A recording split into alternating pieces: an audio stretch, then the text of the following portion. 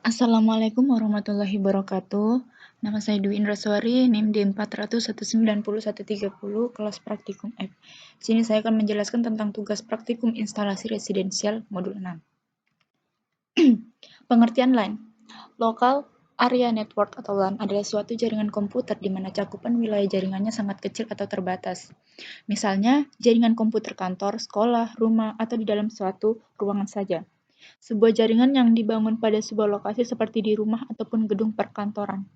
Bisa diartikan juga sebagai sebuah sistem komunikasi komputer yang jaraknya dibatasi tidak lebih dari beberapa kilometer dan menggunakan koneksi high speed antara 2 hingga 100 Mbps. Jenis-jenis LAN. Yang pertama, jenis LAN berdasarkan media transmisi. Yang kedua, jenis LAN berdasarkan metode transmisi. Yang ketiga, jenis LAN berdasarkan arsitektur fisik dan topologi jaringan. Yang keempat, jenis LAN berdasarkan arsitektur logik atau cara pengiriman data dalam jaringan. Yang kelima, jenis LAN berdasarkan metode akses atau bagaimana cara sistem menggunakan jaringan secara bersama. Yang pertama, jenis LAN berdasarkan media transmisi. Secara garis besar, terdapat dua kategori media transmisi, yaitu guided atau terpadu dan unguided atau tidak terpadu. Media transmisi yang terpadu adalah media yang mampu mentransmisikan besaran-besaran fisik lewat materialnya. Contohnya, kabel twisted pair, kabel koaksial, dan serat optik. Media yang tidak terpadu adalah media yang mentransmisikan gelombang elektromagnetik tanpa menggunakan konduktor fisik seperti kabel atau serat optik. Contohnya adalah gelombang radio seperti microwave dan wireless mobil. Yang kedua, jenis LAN berdasarkan metode transmisi. Jenis LAN dibedakan berdasarkan metode transmisi yang digunakan dalam pengiriman data, dalam hal ini yaitu yang pertama baseband. Pada metode baseband data yang berupa sinyal digital langsung dikirim pada media yang digunakan tanpa mengalami perubahan apapun. Dengan cara ini, jarak capai data benar-benar bergantung pada kualitas media yang digunakan. Yang kedua, broadband. Data yang dikirimkan harus diubah dulu menjadi sinyal analog atau mengalami modulasi. Hal ini menyebabkan data akan dikirimkan pada jarak yang lebih jauh. Yang ketiga, jenis LAN berdasarkan arsitektur fisik atau topologi jaringan. Berdasarkan topologi jaringan, local area network dapat dibedakan menjadi beberapa jenis, yaitu yang pertama, point-to-point, star, ring, bus, dan tree. Yang keempat, jenis LAN berdasarkan arsitektur logik atau cara pengiriman data dalam jaringan. Di dalam LAN dikenal tiga macam arsitektur, yaitu Ethernet, token ring, dan Fiber Distributed Data Interface. Yang pertama, Ethernet adalah sebuah teknologi jaringan yang banyak digunakan dalam jaringan LAN berbasis kabel atau wired network. Seluruh Ethernet LAN dikonfigurasi sebagai logical bus dan secara fisik dapat diimplementasikan dalam bentuk topologi bus atau star.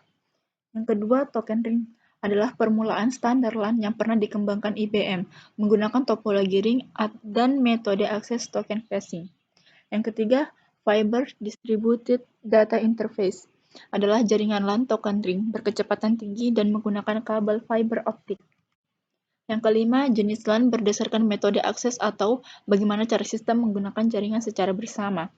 Yang pertama ada Carrier Sense Multiplate Access with Collection Detection.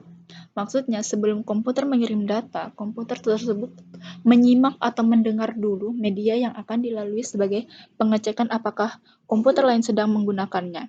Jika tidak ada, maka komputer akan mengirimkan datanya. Terkadang akan terjadi dua atau lebih komputer yang mengirimkan data secara bersamaan dan itu akan mengakibatkan collision atau tabrakan. Yang kedua, itu token phasing. Dalam token phasing digunakan suatu tanda atau token yang dikirim secara estafet dari komputer atau node yang satu ke node yang lain. Sistem yang menerima token inilah yang berhak mengirim data, dan setelah data dikirimkan, maka token tersebut diteruskan ke node lain. Manfaat LAN. Yang pertama, dapat membaca, mengcopy, mengedit, serta mencetak data atau file yang tersimpan di komputer yang lain secara langsung tanpa menggunakan flash disk ataupun CD-ROM. Yang kedua, menghemat biaya. Sebagai contoh adalah printer. Kita memiliki dua komputer. Kita tidak perlu membeli dua printer, cukup membeli satu printer bisa digunakan oleh dua komputer. Yang ketiga, mempermudah dan mempercepat pertukaran informasi. Jika mempunyai informasi atau lainnya tinggal di-sharing langsung sampai tujuan, tidak perlu mengkopinya. Dan yang keempat, menghemat kapasitas atau memori media penyimpanan atau hard disk. Tujuan LAN yang pertama, menghubungkan antar komputer dalam satu wilayah atau lokasi. Yang kedua, komunikasi antar komputer dan perangkat dalam jaringan. Yang keempat, resource sharing atau berbagi data dan program. Yang keempat, menghemat pembiayaan karena perangkat dapat digunakan secara bersama-sama dalam satu jaringan. Keuntungan LAN yang pertama, pertukaran file dapat dilakukan dengan mudah atau file sharing. Yang kedua, pemakaian printer dapat dilakukan oleh semua klien atau printer sharing.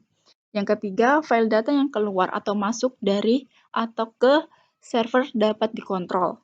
Selanjutnya, biaya akses ke internet lebih murah karena menggunakan server. Informasi dapat lebih banyak ditemukan oleh klien, dapat saling tukar-menukar data atau informasi, dan bisa dijadikan workstation. Kerugian dari LAN yaitu yang pertama, jika ada satu komputer terkena virus, berpotensi menginfeksi komputer lain dalam jaringan. Yang kedua, berpotensi munculnya pencurian data oleh pihak-pihak yang tidak bertanggung jawab, dan lain-lain. Sekian dan terima kasih. Kurang dan lebihnya mohon dimaafkan. Wassalamualaikum warahmatullahi wabarakatuh.